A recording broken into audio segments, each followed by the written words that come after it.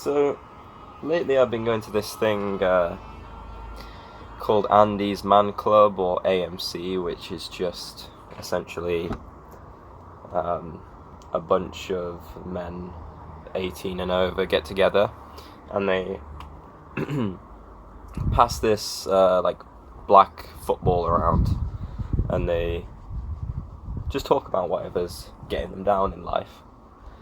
They talk about the struggles that they're having. They talk about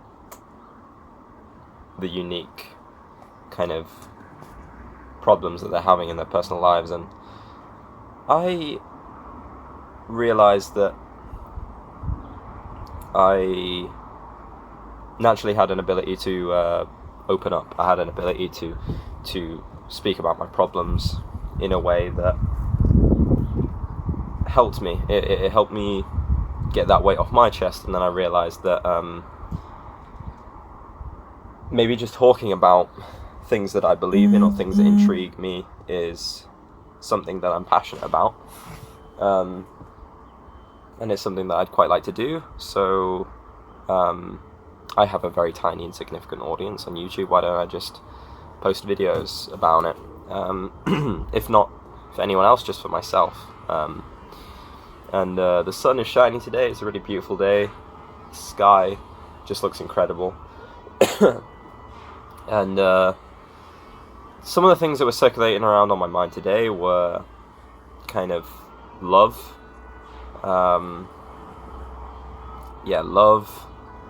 Existence itself, usually on my mind a lot. And then also what it means to truly love someone. I think love is the thing that is the primary thing that's been circulating around on my mind a lot. Like, what is love? I mean, that's a question that's been asked probably for centuries. It's a feeling, right? Love's a feeling, but it's also an action. It's a verb. It's a doing word. To me, love is a feeling that can either lay dormant in your heart, or it's a feeling that you can transfer into real, tangible action. The kind of tangible action that shows your loved ones that you love them. And this is something I learned over the past few years. I'm 24 now, and since the age of pretty much 16, I've just been in relationship to relationship. And it's taught me a lot about love and about life. You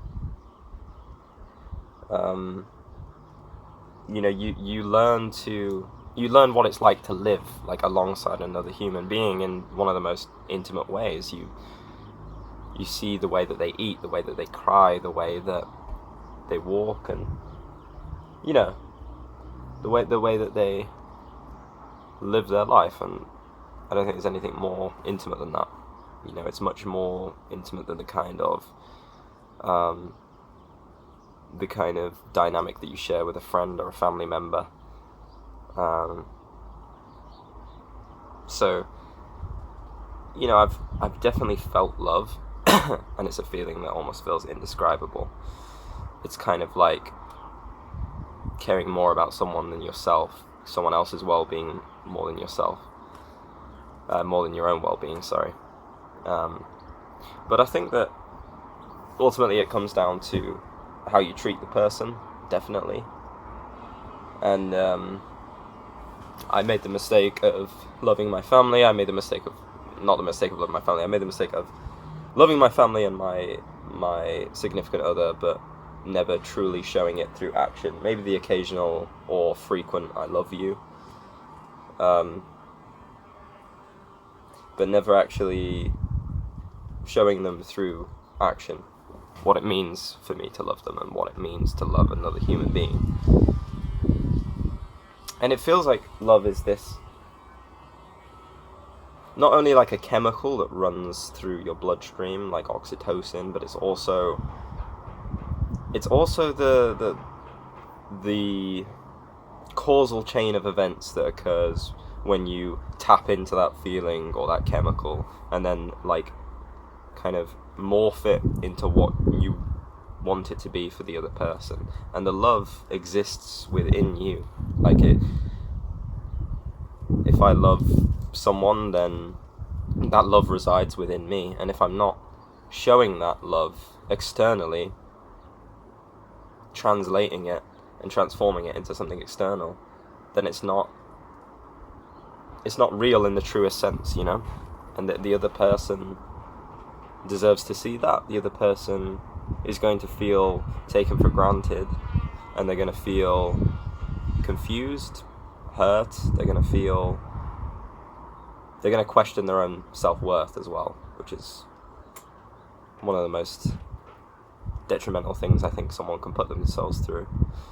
And I've hurt women really badly in relationships on an emotional level, and it even has a direct effect on the physical, with the mental and physical being so related.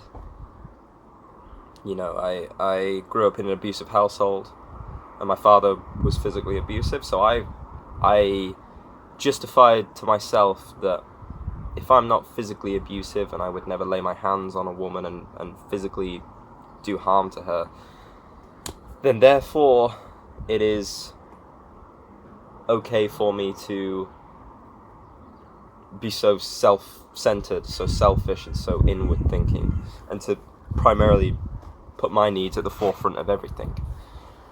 And that wasn't okay. I did those things, and I feel regret, guilt, and shame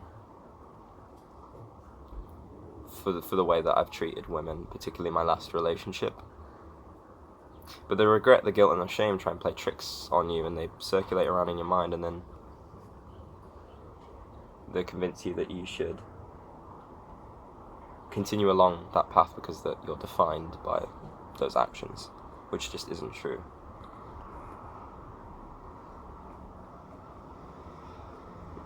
You have to use love as a not only a tool like it is to then, as I said before, transfer it into real tangible action, but you have to also use, I believe, self-awareness, observation of thoughts and actions to then reshape and remold those actions into better actions. It's not about having some kind of vast or significant ego death and becoming someone that wholeheartedly only focuses on other people's feelings. But it's about finding balance, I think, which is one of the hardest things that you can do in life, is finding balance within anything. You know, because where do we draw the line? Where is the balance? How do we kind of balance the weight on each side of the seesaw, or whatever it's called? Yeah, how do you balance the weight? I think that it's ensuring that you don't give every part of yourself to someone else and then there's nothing left of you. As Plato said, know yourself first and foremost. Have a good idea of who you are. Formulate that idea of who you are into reality and make it more physically real and manifest itself physically, and then you're going to have the structure and the foundation and the framework to then come over here and take care of the people that you love. And yeah, I think that that's really important. And you know, I guess the topics of the video, because I just ramble so much, would be like love and change would be the main ones to coincide quite heavily. Love is, as I described earlier, and I think that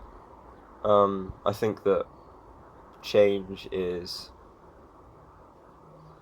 I don't think any of us have a fixed self. I think that the person I was, I don't recognize the person I was a year ago from now. I would quite like to slap that guy in the face, to be honest. He looks like me. He sounds like me. He's been the places that I've been. to a degree, not all of the places yet, but we share a lot in common, but mostly appearance and this kind of mask, you know. But I think that you only really discover who you are when you are alone with your own thoughts, and then the observation of those thoughts, the absence of those thoughts, and then you're able to build a realistic picture of who you truly are. It's difficult to envision a life without changes. Everything follows this cause and effect pattern in life, and we all are shaped and molded by the experience that we have. You know, we're dealt the cards we're given, and then we have to try create a satisfying and meaningful existence for ourselves.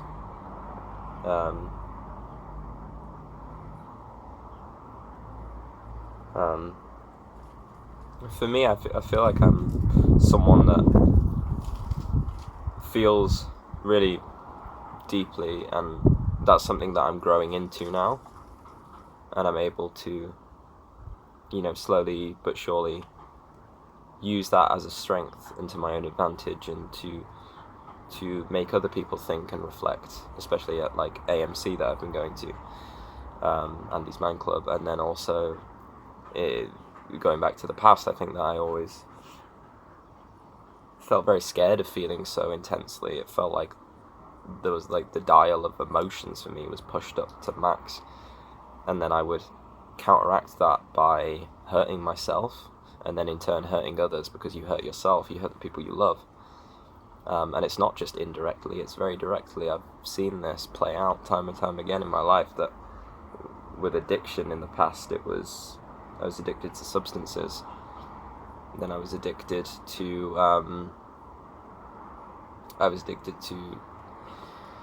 many other harmful things that had a direct